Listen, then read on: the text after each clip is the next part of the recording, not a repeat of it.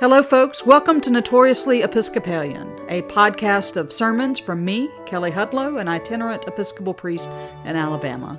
Thanks for listening. This is a sermon for the 13th Sunday after Pentecost, September 4th, 2022, offered for St. Barnabas Episcopal Church in Roanoke, Alabama. The principal text of the sermon is Philemon, verses 1 through 21. May I speak in the name of one God, Father, Son, and Holy Spirit. Amen.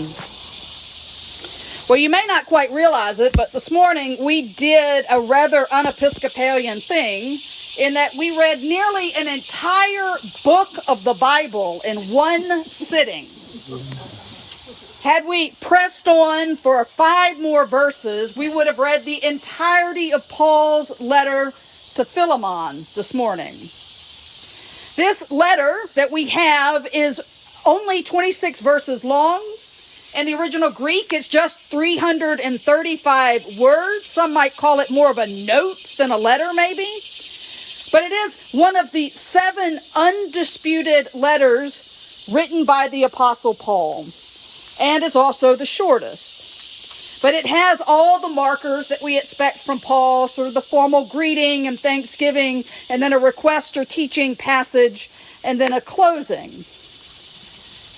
Now, it may be because we read this whole big long letter that you might not have tracked exactly what was going on here, right? Because there's not a great crescendo necessarily when we just hear it read. But Paul in this letter is not offering some grand theological teaching like we're used to hearing in Corinthians, or we heard earlier in the summer with Galatians. Instead, Paul is writing to ask a favor. So we have 3 main players that are in this letter. We have Philemon, who is a leader of a house church, someone of wealth and status, someone that because he encountered Paul and his teachings was converted to Christ, and someone who is a slave owner. Then we have Paul, the great apostle, right? The man who encountered the risen Christ on the road and was converted from being the most zealot persecutor of the Christian church to the most zealot advocate for the Christian church. And he is now being held in prison, like he's on house arrest by Roman authorities. And then we have Onesimus, who has now become a servant and friend to Paul. And by his encounter with Paul, presumably Paul's teaching and preaching and witness, Onesimus himself has converted to Christianity, and he is a slave of Philemon. So those are our 3 players that appear sort of loosely in this letter, but we don't have the backstory. Paul doesn't give us a lot of explanation. Like, we don't know how Paul came to meet Onesimus, right? We do know that Onesimus has left Philemon, not with permission, possibly taking things that did not belong to him, and so that Philemon is at risk of being punished for being a runaway slave. While Onesimus has been with Paul, he's taken care of him while he's in jail, while he's in his old age, and it seems that he has been persuaded to convert to Christianity. And it's this conversion of Onesimus that causes the conflict that gives rise to this letter to Philemon. Something that has to be resolved. And the real question of the letter is, how does Onesimus's conversion to Christianity and presumed baptism change his identity and relationship with Philemon? To Paul, he writes in his letter that Onesimus is a child, is his own heart, someone that he cares for deeply, and that he hopes that Philemon will receive him as a beloved brother because he is now a convert to Christ. Paul recognizes that Onesimus's conversion has not undone his worldly status, has not wiped away his worldly debts, and Onesimus may be in real trouble when he goes back home to Philemon. And so Paul intercedes on his behalf. Now, he doesn't intercede in sort of a heavy-handed, I am the Apostle Paul, you must listen to me, He does not command Philemon what to do or how to resolve this situation, but instead writes that he appeals on the basis of love and offers to assume Onesimus's debts himself. Now, there is no resolution for us with these three characters in this conflict, right? The letter, we don't get a follow-up letter explaining what happens once Onesimus gets home to Philemon. We don't know the outcome of this. It is lost to history. We are left to perhaps imagine Onesimus arriving to Philemon, handing him the letter, and standing there waiting for his judgment as Philemon reads the letter from Paul. But we don't know what comes after that.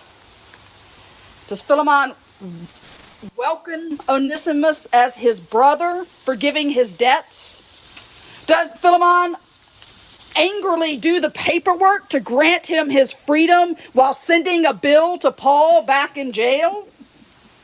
Or does Philemon punish Onesimus and keep him as a slave, making Paul angry and bringing judgment down on Philemon and his church?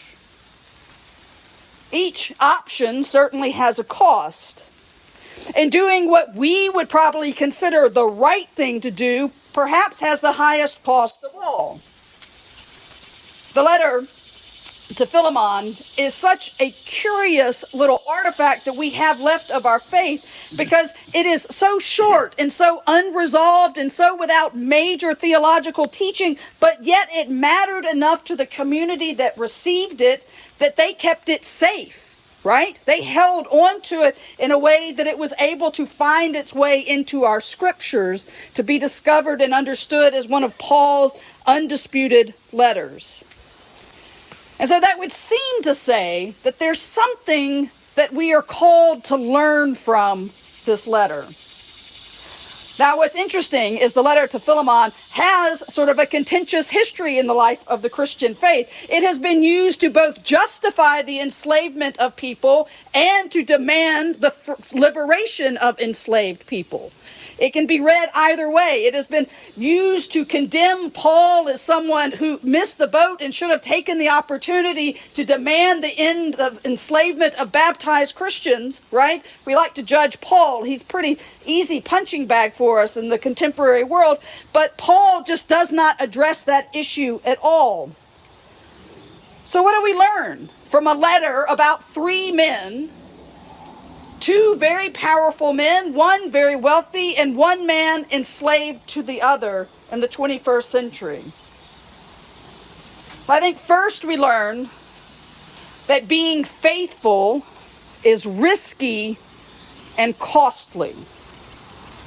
For Philemon, freeing Onesimus will certainly cost him something, right? It may cost him money. It may cost him position in his community. It may cost him his pride, but it's going to cost him something.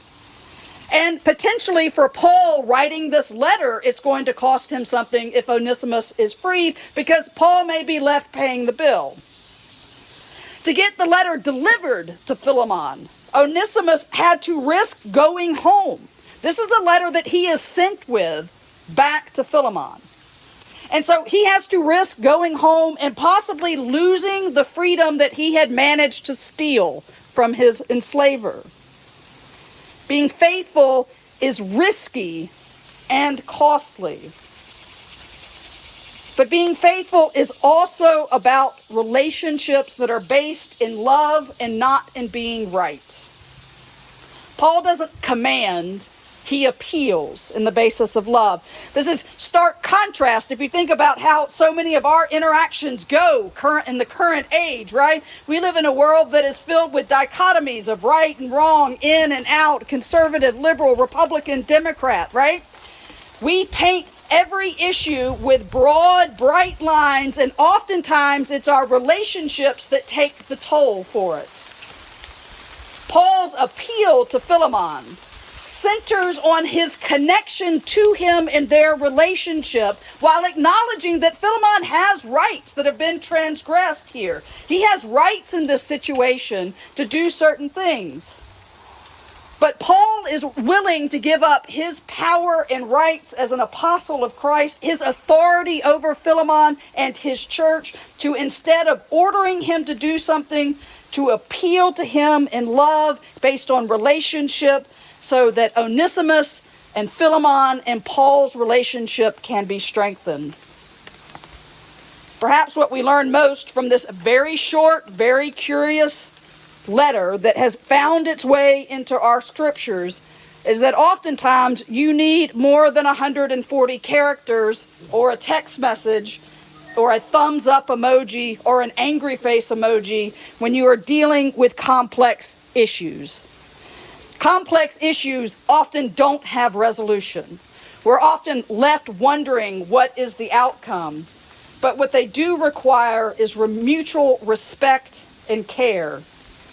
They should be addressed based in love, seeking relationship, and not about being right. While we don't know what happened to Onesimus or Philemon, we do ultimately know what happens to Paul, that he does die in the service of Christ. We do know that this one snapshot of this complicated and messy relationship gives us insight into how we can better deal with each other based on God's love. Amen.